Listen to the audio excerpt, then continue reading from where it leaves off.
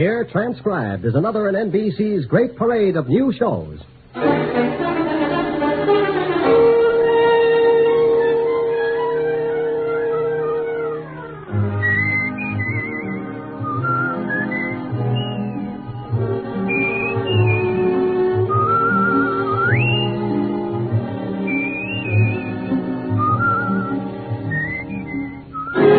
And now, Dick Powell as Richard Diamond, private detective.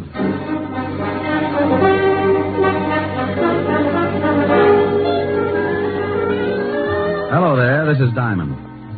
If you happen to wake up some morning and spot something walking in front of your house and it looks like Santa Claus with jaundice, don't turn the hose on him. He's not on fire. He's just wearing the newest thing in men's fashions. They call it the bold look, and it's supposed to be the masculine answer to Dior's new look for women. It's an answer, all right.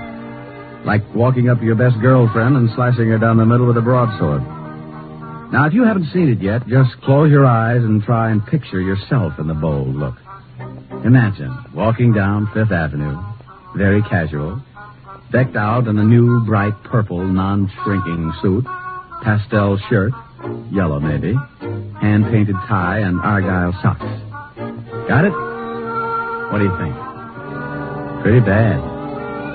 About the only thing I can think of that's more gruesome is that little murder I got mixed up in last week. It started in a house out on Long Island. A guy named Harry Baker was getting involved with his private secretary.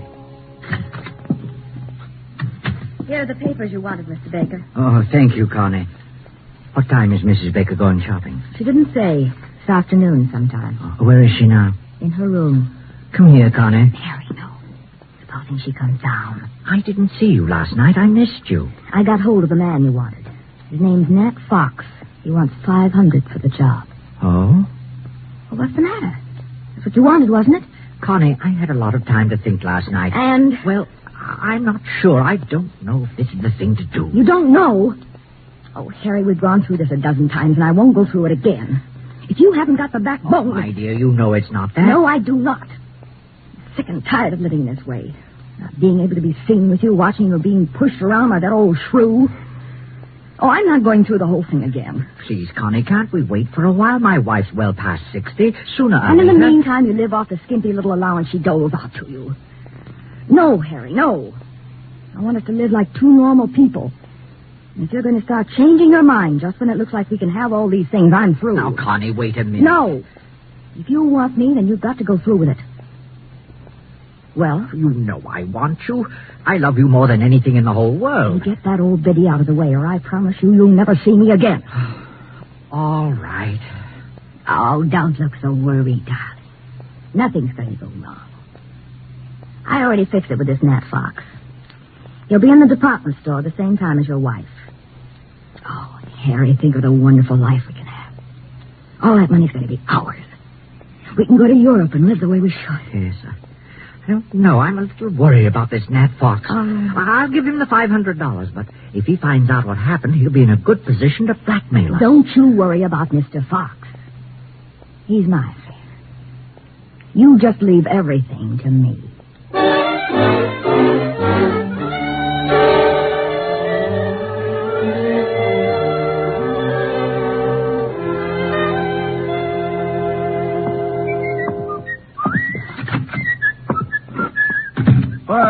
Well. Hello, Otis. What do you want, Diamond? I thought I'd drop in and see the lieutenant. Aren't you glad? You want me to make you feel good, or do you want the horrible truth? The truth, Otis. I'll steel myself. You turn my stomach. I couldn't without a bulldozer. Very funny. When are you going to go on a diet, Sergeant? You're beginning to look like Dumbo with a goiter. Hello, Walt. Oh, no. Who's dead this time? Oh, don't be silly. I just came down to talk to see how you were. I don't believe it. Say something without corpse in it. Your smile is like the first dawn of an Indian summer. You said Indian. So what? If you said it, he's dead. All right. That's the way you feel about it. Goodbye, and good luck. Oh, now, wait a minute. Stop being an idiot. That's all right, Walt. I understand. Now, come back here. You know very well I'm glad to see you. Now, you think just because I come down to see you, I've gotten mixed up in some kind of a murder. Oh, a fine friend. Now, you stop acting like that. You're a worse hand than Otis. That did it. I'll never send you a good dead body again. Is that a promise? Is what a promise? That you'll never send me a good dead body again. Oh, Want me to break the law, huh? Hold up police evidence. Of course not. You know I was only kidding. Just like the police force, making fun of a corpse. I have never made fun of a corpse. So that's what's the matter. What? Too serious. That's what's ruining your stomach. Oh, now stop that. You know what's wrong with my stomach. I've been working too hard, that's all. So the next time I find a corpse, you'll want to take a vacation. This precinct is more corrupt than I thought. What do you mean, corrupt? Just what I said. I find you a corpse and you won't even look at it. You want to go on a vacation. I don't want to go on a vacation. I'll look at the corpse. What corpse? The one you wanted me to look at. Yeah, you go, acting like I've gotten mixed up in another killing. Trying to make it look like the corpse is mine. What? Well, it's not my corpse. It isn't? No. Well, whose is it? Well, you know. You tried to frame me with it. I did not. Don't you try to shove that body off on me. Yeah, what is it? Oh, hello, Helen. It's for you, Rick. Thanks. Hi, baby. Hold it a minute. Walt, you better do something about that body. Hmm? Oh, yeah. Otis, put in the general alarm. Diamond's found another killing. Oh, wait a minute. No, Walt, it's your killing, remember? Oh, yeah. Forget about the general alarm, Otis. I've got... Oh, Diamond. Sure, Helen. I'll meet you at the store. Oh. Sure. I love you. Bye. Oh. Walt, what a funny look. You're all red. Walt, you're turning blue. Well, I got to go shopping with Helen. I hope you find the body. Bye. Lieutenant, I'm still waiting. Sergeant. Yeah, Lieutenant? Shut up.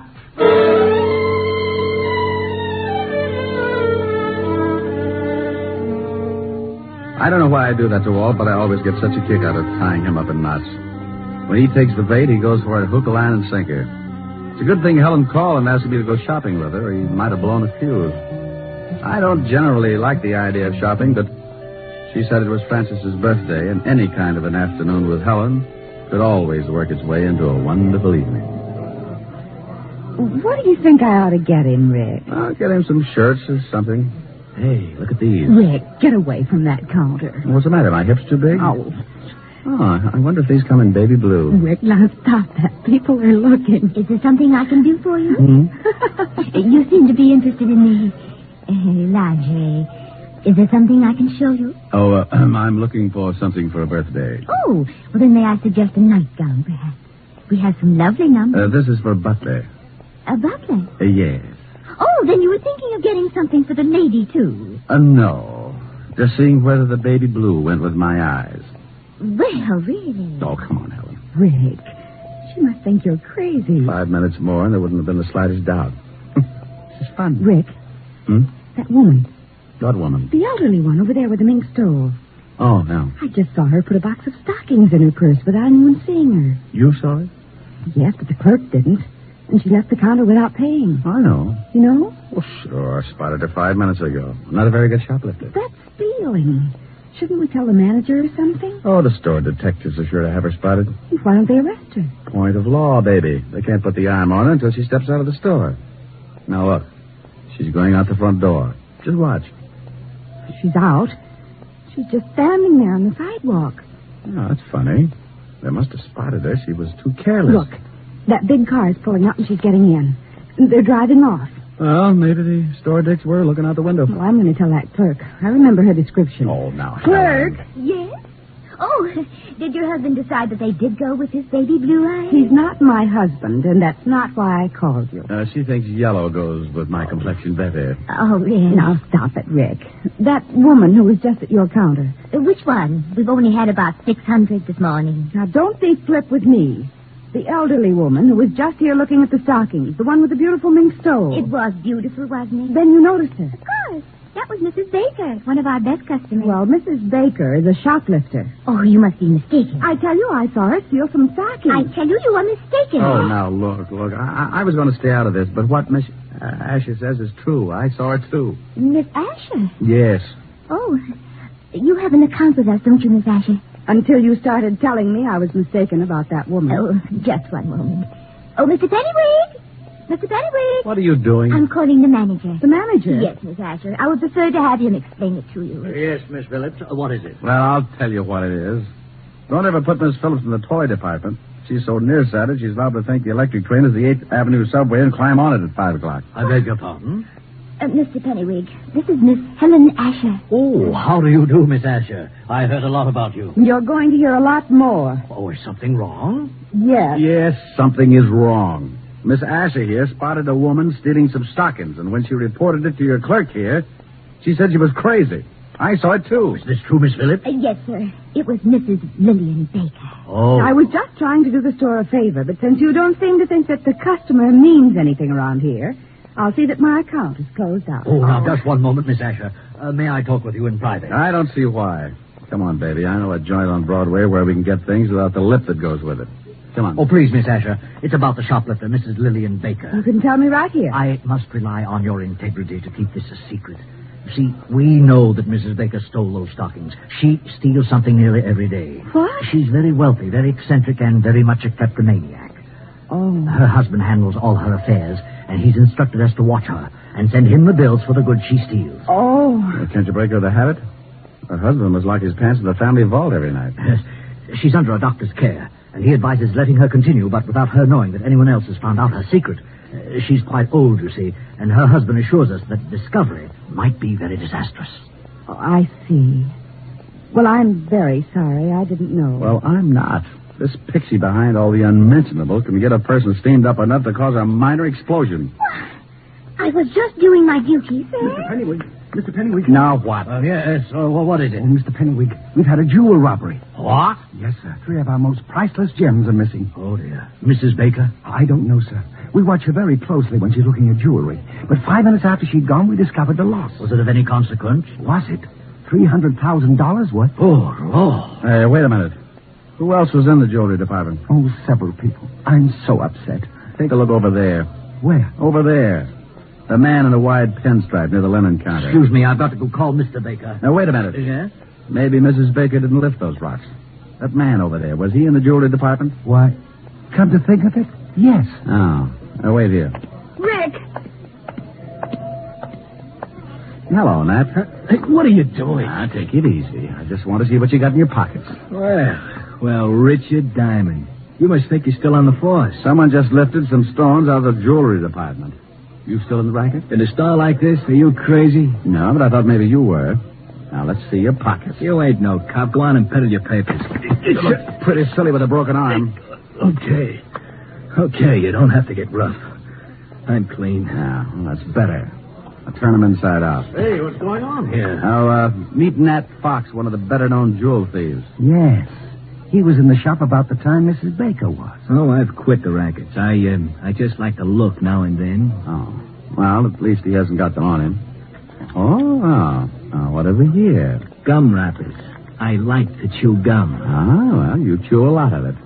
Better call the law, Mr. Pennywig. Well, if you say right away. Go to the devil. Why, Rick, he's getting away. Stop him. Oh, relax. We can always pick him up. I want to take a look at your jewelry department. Nat Fox didn't have the jewels on him, but as he did have a lot of gum wrappers, the first thing I wanted to do was to case everything in the jewelry department. It was an old stunt. The thief chews a lot of gum, palms some jewels, and sticks them in the gum. Then he sticks the gum under something, and the Confederate comes along later and scoops it up. If the thief gets spotted at the scene, he's clean, just like Fox was when I searched him. Well, I looked under everything, on everything, in everything. There was a lot of gum, all right, but no jewels in any of it. Rick, couldn't someone have picked it up already? Well, it's the only thing I can come up with, unless this Mrs. Baker really did steal them. Well, the police will be here in a few minutes. No, clerk. Yes, sir? Can you remember who was in the jewelry department when you discovered the jewels were missing? Well, this Mr. Fox and Mrs. Baker had already left. But I believe there were several women.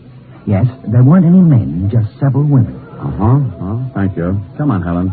The robbery detail can take it from here. Well, thank you very much for your help, Mr. Diamond. Oh, where can the police get in touch with you if they want to ask any questions? They know me. And if you ever need any guidance, just look me up in the book on the private detective. Can't miss it. The one with the biggest ad.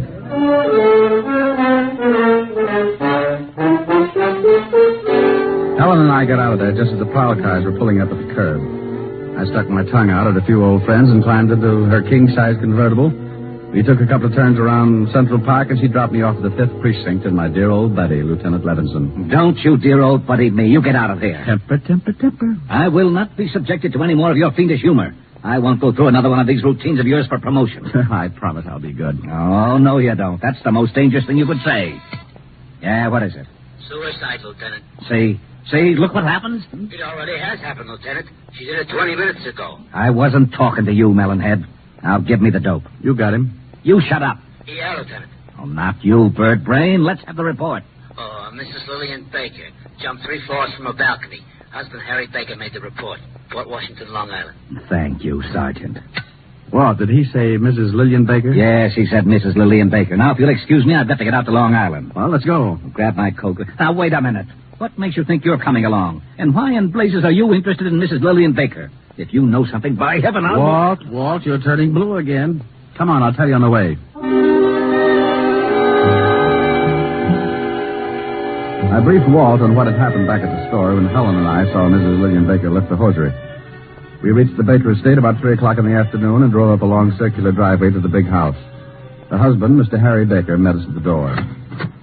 Oh, please come in, gentlemen. Thanks. You'll have to forgive me, gentlemen, but I'm still a little upset. My wife was a sick woman, but I never expected her to do anything like this. Where's the body? Out in the garden. Right this way. Have you any idea why your wife committed suicide, Mr. Baker? Oh, yes. There's the body. You don't mind if I go back inside, do you? I want to ask you some questions, then you can. I understand that your wife was a kleptomaniac. Is that right, Mr. Baker? Why, yes. How did you know? Mr. Diamond here saw her steal something from the store today. You mean the jewels? No, I mean the stockings. Did she steal the jewels? Why, yes. I found them under her mattress after the store called and told me of the loss. She was a sick woman. She's been stealing things for years, but she didn't think anyone knew about it. I had an arrangement with the stores that I could take care of all the things she took, but those jewels were too much. I had to confront her with the evidence. And she broke down completely when she discovered we knew her secret. Harry.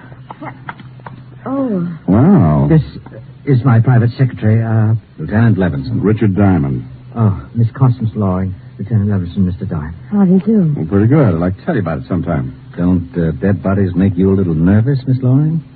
What? Miss Loring was here when my wife jumped. She's already gotten over the initial shock. Oh.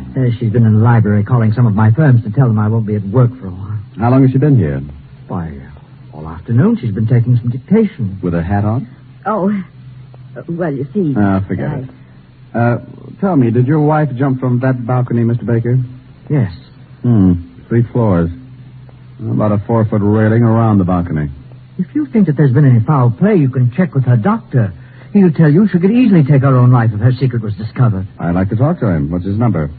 Evergreen 54469. Dr. Leonard Bishop. Thanks. But while you're calling him, Rick, I'd like to see those stolen jewels, Mr. Baker. Certainly. Right this way. Phone's right over there on the stand, Mr. Diamond. Would you open the safe for the lieutenant, Connie? Miss Loring?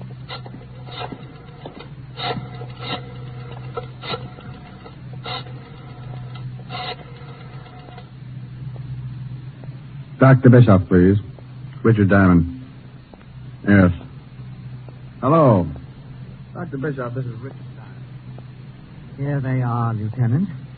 Now, you can easily see why I wouldn't, or should I say, couldn't pay for them. Is the store coming over to pick them up? No, I told them I would bring them down. What's this all over them? Well, I don't They're know. all sticky. Got something all over them. That's probably gum, Walt. Gum? Yeah, the kind you chew.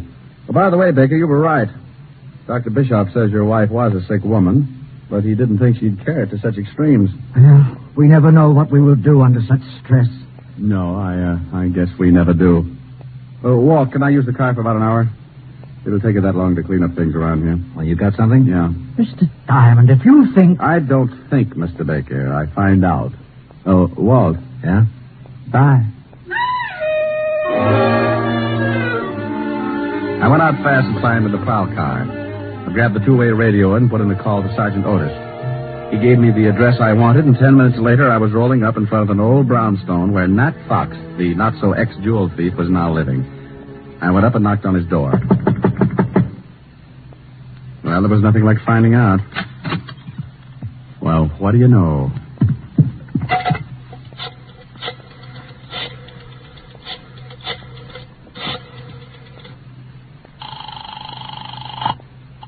Mr. Baker's residence. Let me speak to Lieutenant Levinson, dear. He's right here. Hello? Walt, I'm over at Nat Fox's place. Now, don't say anything. Right. You remember I told you I spotted him right after the theft and shook him down? Yeah. Well, he's through giving the police department headaches. What do you mean? He can't explain the 2 bullet holes in his head. I called the station and had them send over the wagon, then I took off for the department store. I was sure that Mrs. Baker hadn't jumped, and I was pretty certain that whoever had knocked off Nat Fox was in on the Baker killing. Oh, hello again, Mr. Diamond. Have you heard we found out who stole those jewels? Nat Fox? I know. It was Mrs. Baker after all. Mr. Baker called us back and said that he'd found the stones. Oh, well, that's dandy. Well, I'm going to take your clerk who was in the shop at the time of the robbery. Take him? Yes, I want him to identify someone. I'll have him back in about an hour. Oh, well, I suppose it'll be all right. George? Yes, sir? I want you to go along with Mr. Diamond here. He wants you to identify someone. It's official, I guess. It's official, all right. When you point out a thief and the killer, it's always official.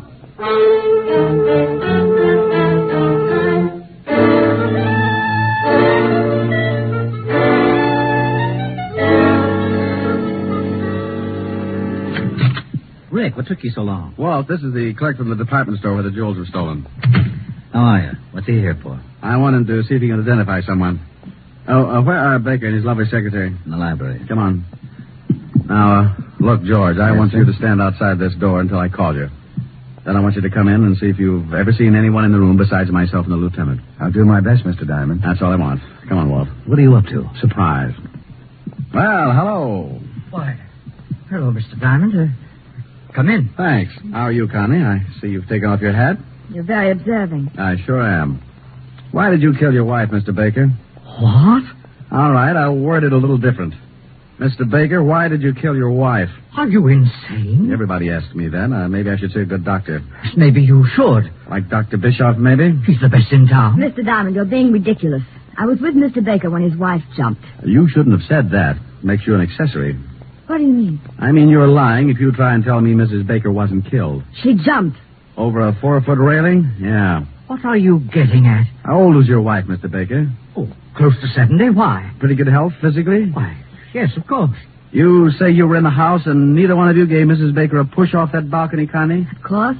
Are you sure you weren't out putting 2 bullets in a cheap thug named Nat Fox? I don't know what you're talking about. Rick, what is this?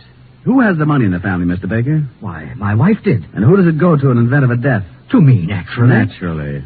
Walt, Mrs. Baker couldn't have taken those jewels. She was too much of an amateur.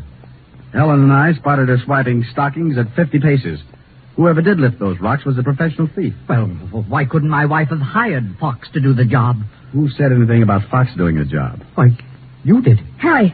Shut up. I just said that Nat Fox was dead and that I thought Connie killed him. I didn't kill anybody. You were just coming back from it when you bumped into us. You hadn't even taken your hat off, and you were still carrying your purse. I was just going out. Let me see that purse. You stay away from that. Anything in it? Yeah, well, no gun. But she probably threw it in the river. Nice handkerchief. I'll sue you, Diamond. Look at the handkerchief, Walt. It's sticky. Give me that. Sit down, lover. Oh. Oh, I'm sorry. I thought there was a chair there. It's sticky, all right, Walt. That's gum. And gum on the jewels. She must have picked them up. Yeah, right after Nat Fox stuck them somewhere. You're both crazy. She was here with me all day. Yeah. George. Yes, Mr. Diamond. Who's this person? You just relax. I want to find out what's going on, too. Well, George? Yes, sir. That girl was in the shop right after Mrs. Baker. That's a lie. I wasn't. I didn't kill anybody. One of you hired Fox to steal the jewels, then you picked them up and brought them to Baker here. You killed Fox to keep his mouth shut. I did not. Yes, she did. Harry! We might as well tell them. You're right, but I didn't kill my wife. I can't get first-degree murder. Why, you dirty old man. You did kill her. You told me you were going to. You were up there and you pushed her off. Try to prove it. She jumped. No, she didn't. There was a 4-foot railing all around that porch. Well, she could have climbed it. That's right, Rick. She could have, but you should keep in touch with a doctor, Mr. Baker. When I was in the store today, I spotted your wife with a cane. A cane? Yes. Dr. Bischoff said she didn't want to tell you about it because she didn't want you to worry. Didn't want me to worry about what? She had arthritis, Mr. Baker. And Dr. Bischoff said she could barely walk upstairs, let alone climb over a 4-foot railing. He also told me that under the conditions, her age and everything, she couldn't have lasted more than a year. You were in too much of a hurry. Okay, Walt, you run with the ball from here on. I got a date.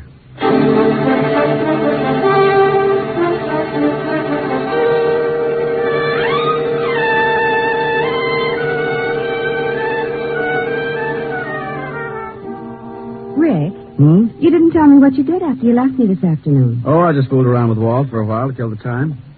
By the way, what did you finally get for Francis? Oh, I got him something in the newest fashion. It's called the Bold Look. What? Well, it's pretty ghastly, but he loved it. Oh. Tell me what you got him. Well, a purple suit. Non-shrinkable. Yes, how did you know? It figured. Go on. A green shirt, one of those hand-painted ties. Rick, where are you going? Oh, I can't stand it. Oh, that's wonderful. What is it, Rick? What is it? I thought you were supposed to be bugged on South Pacific. Oh, is that what it's from? Yep. Goes on next to closing, right after Fink's Mules. It does? You better get those tickets again. See what it's all about. Well, give me a preview. You'll hate me in the morning. There's an answer for that. Yeah. Younger than springtime are you, softer than starlight are you, warmer than winds of June are the gentle lips you gave me, gayer than laughter are you, sweeter than music are you, angel and lover, heaven on earth are you to me. And when your youth and joy invade my arms and fill... Hey, what's that? What? That standing in the corner. Oh, Francis. That's Francis, Rick. What are the odds? Oh, yes, sir. It's me. Now, Rick, be careful what you say. That's the new Bold Look. Well, turn it off. It's getting bilious. Don't you like it, sir? Now, Rick. No. Well, Francis, I think it's... yes, it certainly is. I think it's rather gay, don't you, sir? The gayest. Oh, my goodness, I forgot something. Does it look like a stomach pump? Forgot something? Yes, miss. The outfit wouldn't be complete without them. Well, hurry up. I'm going to black out any minute. What did you forget, Francis? The spats. Spats? Yes, sir. Seersucker spats. And they were lovely.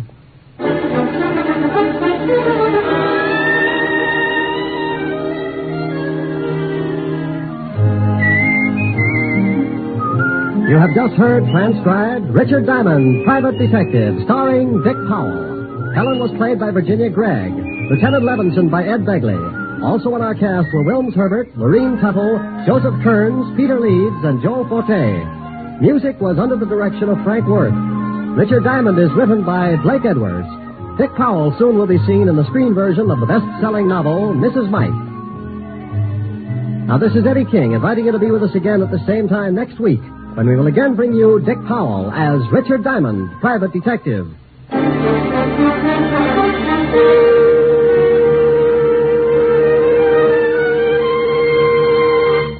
This is NBC, the national broadcasting company.